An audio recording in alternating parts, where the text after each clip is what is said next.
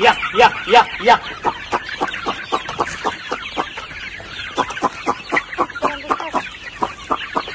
या या या बेकार आज जिंदगीत पहिल्यांदा बाहेर आहे त्यांना. इकडे येऊ द्या माझ्याकडे. या या या या या या या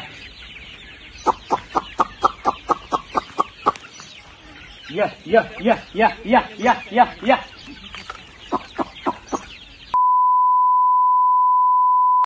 नमस्कार शेतकरी बंधू आणि भगिनीनो, भक्ती फार्मच्या आणखी एका नवीन व्हिडिओमध्ये तुमच्या सर्वांचे स्वागत आहे. आज आम्ही आंबावडे या गावी आलोय. जे गाव आहे ते तालुका कोरेगाव, जिल्हा सातारा या ठिकाणी येते. तर या ठिकाणी आपण एक शेतकरी आहेत श्री सागर जगताप म्हणून, त्यांनी आपल्याकडून 1 दिवसाची पिल्लं घेतली होती, 500 पिल्लं. तर ते पिल्लं आता मोठी झाले. पाठीमागे तुम्ही पिल्लं बघताय, 2 महिन्याची पिल्लं झालेली आहेत. तर पिल्लांची ग्रोथ चांगली आहे, संगोपन चांगलं केलेलं आहे.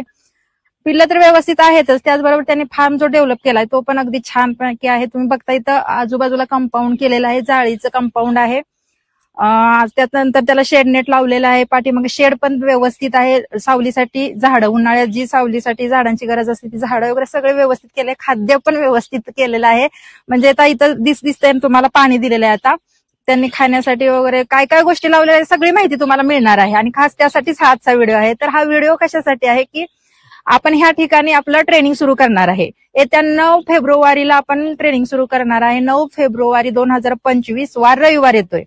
त्या दिवशी आपण इथं ट्रेनिंग घेणार आहे. ज्यांना कोणाला आपल्याकडे ट्रेनिंग घ्यायची इच्छा आहे त्यांनी आमच्याशी संपर्क करा, कॉन्टॅक्ट करा. आपला नंबर दिलेला आहे. बऱ्याच लोकांची इच्छा होती की ऑफलाईन ट्रेनिंग घ्या, ऑफलाईन ट्रेनिंग घ्या. आणि या ठिकाणी ट्रेनिंग घ्यायची काय गरज होती, म्हणजे आमच्या फार्म, बऱ्याच लोकांना प्रश्न पडेल की यांनी यांच्या फार्मवर का ट्रेनिंग घेतलं नाही. तर आमचा फार्म हा खेडेगावात येतोय, लोकांना येण्या जाण्यासाठी त्रास होतोय. आमचं ऑनलाईन ट्रेनिंग सुरूच असतं, पण ऑफलाईन ट्रेनिंग आपण इथं ह्या फार्मवर घेणार आहे. आणि हा फार्म आम्हाला चांगला वाटला. इथं जे शेतकरी काम करतात ते अगदी मेहनतीने, ज्या वेळी जे गोष्ट करायला पाहिजे त्या सगळ्या गोष्टी अगदी प्रॉपर पद्धतीने केलेल्या आहेत. 2 महिना आम्ही यांच्या कॉन्टॅक्टमध्ये आहे. तर सगळ्या गोष्टी व्यवस्थित केल्यात, म्हणून ह्या ठिकाणी ट्रेनिंग घेणार आहे. ट्रेनिंग मध्ये तुम्हाला सगळी माहिती मिळणार आहे.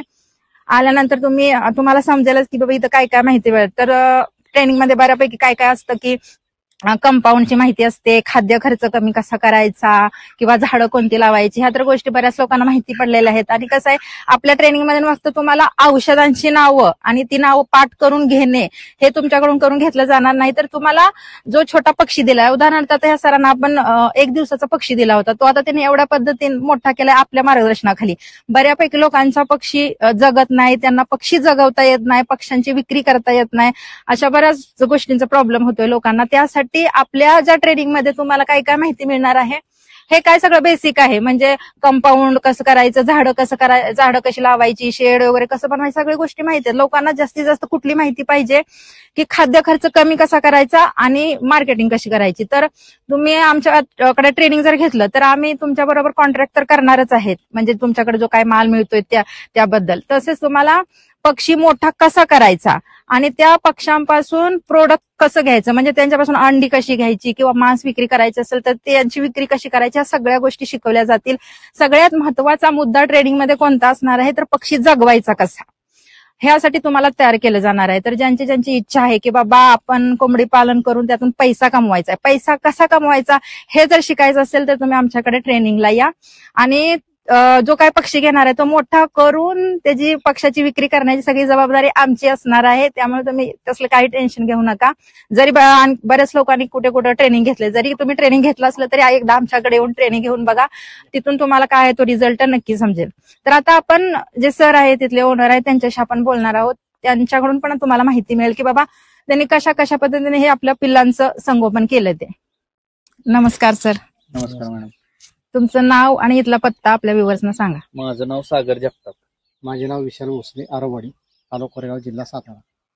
हे गाव प्रॉपर कुठलं? आरबवाडी हे गाव आहे, तालुका कोरेगाव आणि जिल्हा सातारा. तर आता तुम्ही कोंबडी पालनाला सुरुवात केली, तर कोंबडी पालन हाच व्यवसाय का निवडला बाबा, ह्याच व्यवसायात उतरावं असं का वाटलं तुम्हाला? आमचा पहिल्यापासून शेती हा व्यवसाय होता. त्याच्याबरोबर जोडधंदा म्हणून आम्ही बरेच व्यवसाय ट्राय केले, म्हणजे की गाया गुरं वगैरे सांभाळून बघितली किंवा हे. त्यानंतर विचार केल्यानंतर आम्हाला कोंबडी धंदा हा सोयीस्कर वाटला की आपल्या बरोबर धंदा हा करू शकतो. ह्याच्यानुसार आम्ही अभ्यास करायला लागलो. बऱ्याच ठिकाणी आम्ही ट्रेनिंग घेतले, पण काही ठिकाणी फक्त कॅल्क्युलेशन दाखवलं जातंय, काही ठिकाणी फक्त औषध उपचार दाखवले जातात. त्या ह्यानं जर गावरान करायचे तर औषध उपचार किंवा कॅल्क्युलेशन बघून आम्हाला एवढं फायद्याचं वाटलं नाही. त्यासाठी आम्ही बऱ्याच ठिकाणी ट्राय केल्यानंतर आम्हाला भक्ती ॲग्रो फार्म म्हणजे तुमचा प्लॅटफॉर्म मिळाला. त्यानंतर आम्ही तुमचे व्हिडिओ बघितले, तुमच्या बरोबर कॉन्टॅक्ट केलं. कॉन्टॅक्ट झाल्यानंतर हे लक्षात आलं की हा बाबा हा माणूस आपल्याला सगळ्या गोष्टी सांभाळून घेऊ शकतो नवीन धंद्यात किंवा कसं काय.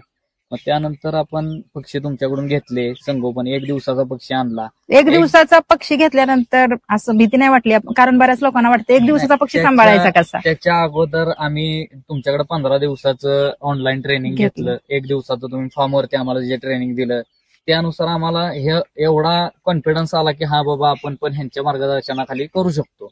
मग त्या कॉन्फिडन्सनुसार आम्ही 1 दिवसाचंच पिल्लू घेतलं. मग त्यानुसार आम्ही बाबा लसीकरण वगैरे सगळं आपलं तुमचे मार्गदर्शन राहिलं. पण दुसरी गोष्ट म्हणजे वेळच्या वेळी सरच तुम्हाला मार्गदर्शन करत होते, फोनवरच चालायचं तुमचं. पण तुम्हाला ज्या वेळच्या वेळी गोष्टी सांगितल्या त्या पटल्या का तुम्हाला? कारण का लोकांचं कसं असतं, आम्ही सांगतो तर सगळ्यांनाच, कोणाला काही स्पेशल नसतं, पण लोक काय ऐकत नाहीत. त्यामुळे खरं पक्ष्यांची मॉर्टिलिटी होते. पण सरांनी कसं केलं, जे काही गोष्टी सांगेल त्या ऐकल्या वेळच्या वेळी, लसीकरण वगैरे. तर आता पक्ष्यांची ग्रोथ बघून कसं म्हणजे कॉन्फिडन्स कसा वाटतंय? चांगला वाटतं. छान आहे. म्हणजे तुमच्या मार्गदर्शन वेळच्या वेळी किंवा मी रात्रीचा 11 वाजता सरांना फोन केला त्यावेळेस सरांनी जे सांगितले औषध उपचार किंवा काय ते मॉर्टिलिटीचे कारण वगैरे ह्या गोष्टी आम्ही आधीच आम्हाला माहित असल्यामुळे आम्ही ते संगोपन व्यवस्थित करू शकलो. मग ते मार्गदर्शन ज्या वेळेस गरज आहे त्यावेळेस मिळाले, ना की दुसऱ्या दिवशी किंवा तिसऱ्या दिवशी. मॉर्टिलिटी झाल्यानंतर तुम्ही सांगण्यात आम्हाला अर्थ नव्हता. त्याच्यामुळे हे जे दिसतंय हे फक्त मार्गदर्शनामुळे झालं. कसं आहे, कोंबडीला ज्या वेळेला जी गोष्ट पाहिजे ती दिलीच पाहिजे. कारण का जर पक्षी समजा आज झुरतोय आणि तुम्ही 2 दिवसांनी त्याला बघणार, तोपर्यंत वेगळ्या स्टेजवर पोहोचलेला असून त्यावेळेस औषध उपचार करणार तर पक्षी जाणार. त्यामुळे पक्षाला आज तुम्हाला दिसतोय, निरीक्षण पण महत्वाचं असतं. आज तुम्हाला पक्षी झुरलेला दिसतोय, आजच्या आज त्याला औषध उपचार किंवा त्याचं वजन कसं आहे काय, ह्या सगळ्या गोष्टी बघितल्या पाहिजे.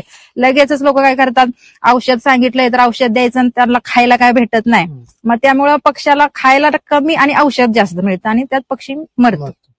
या कामात व्यवस्थित लक्ष दिलं, सरांनी व्यवस्थित मार्गदर्शन केलं, त्याच्यामुळे आम्ही 5 ते 10% सुद्धा आमची मॉर्टिलिटी झालेली नाही. तुम्हाला दिसत असेल की 500 पक्षातले सगळेचे सगळे जवळपास आमचे व्यवस्थित पक्षी आहेत आणि हेल्दी पक्षी आहेत. हा, आणि पंख वगैरे चांगले आहेत, वाढ चांगले, 2 महिन्याचे झाले. रोगाचं 2 महिने पूर्ण झाले.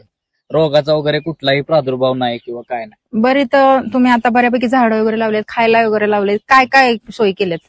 मेथी घास टाकलाय, कोथिंबीर टाकली, बाजरी शेवगे वगैरे लावलेले आहेतच, त्यांची पानं वगैरे आम्ही टाकतोय तोडून.